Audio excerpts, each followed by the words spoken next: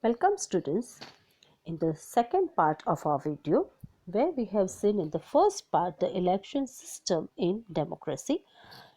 So let us see the few points again to revise our video. Our country has a maximum numbers in the voters of the world.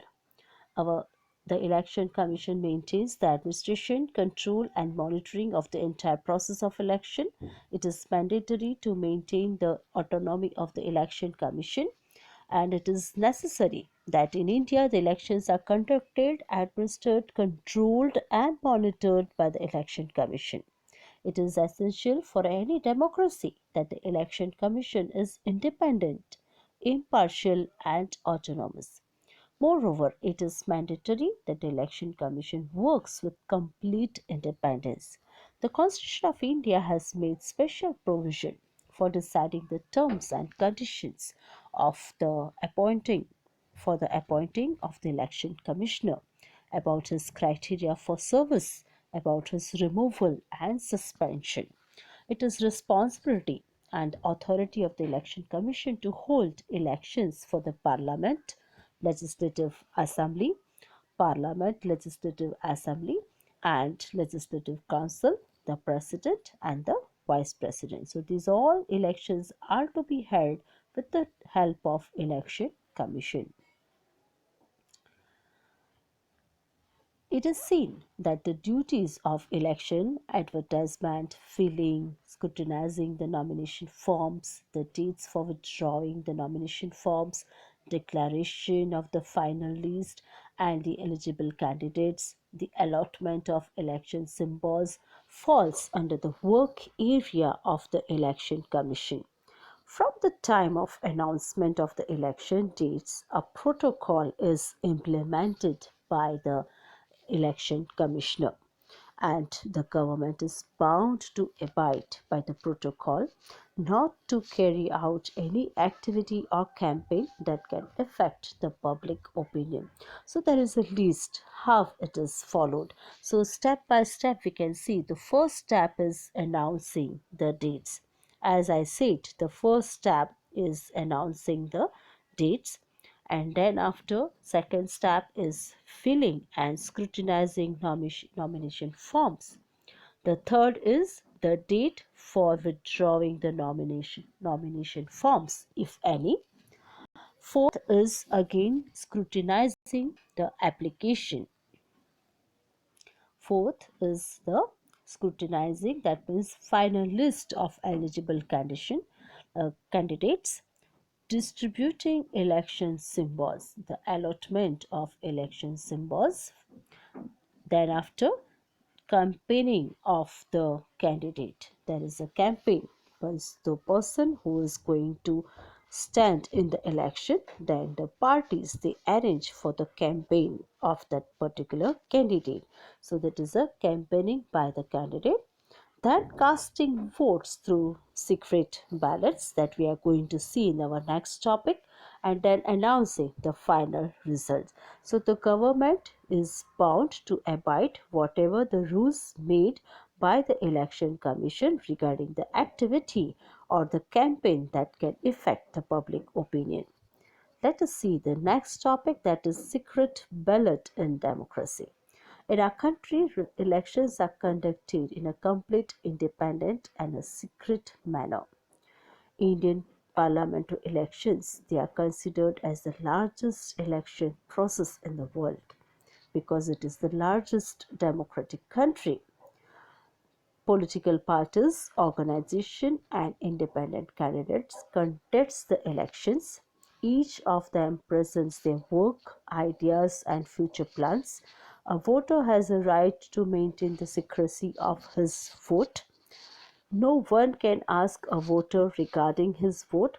A secret ballot is given utmost importance in democracy, and we can see that it is the two process for used for voting. There are two process. First, voting by the ballot paper, and second is voting through an electric voting machine.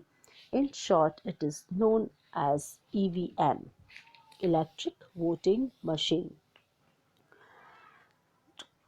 Counting ballot paper is more time consuming. Nowadays, most of the voting is carried out through EVMs. Counting votes in EVM is less time consuming.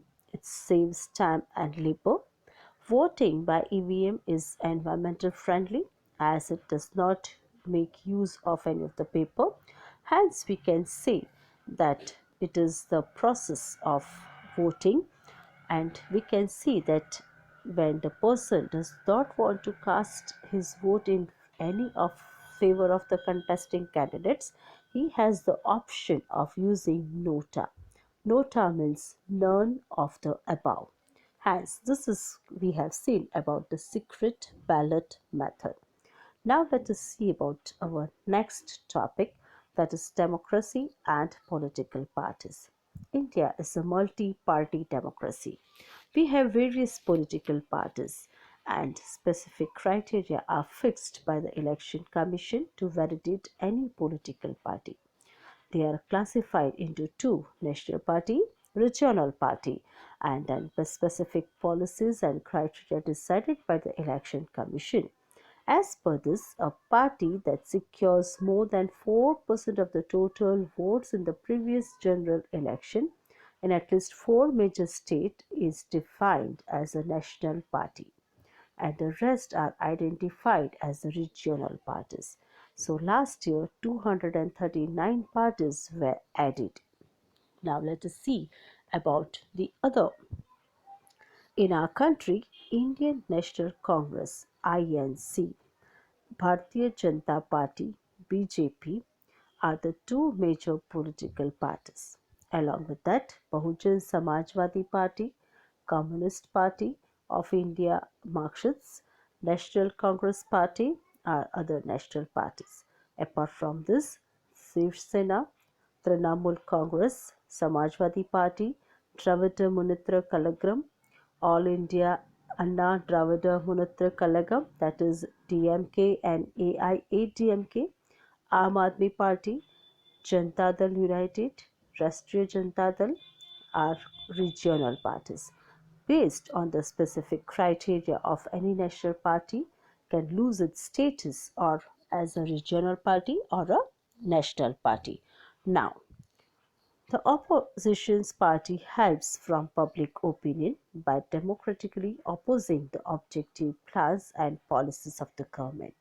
It is a it should be a healthy democracy, desirable that opposition party supports the social and public causes of the ruling party which are aimed at the welfare of the nation. So it should be seen whatever the ruling party they make the plans or the policies for the people, it should always be the welfare of the nation. The success of democracy depends on balanced relationship between the ruling and opposing party. So it is said that democracy is like a chariot. Ruling party and the opposing party are the two wheels of that chariot. Our This is how we have seen about the democracy and political parties. I have explained about the national and regional parties. As we have seen, the name of the parties which are called national parties, name of the parties which are called regional parties. I hope you have understood the chapter.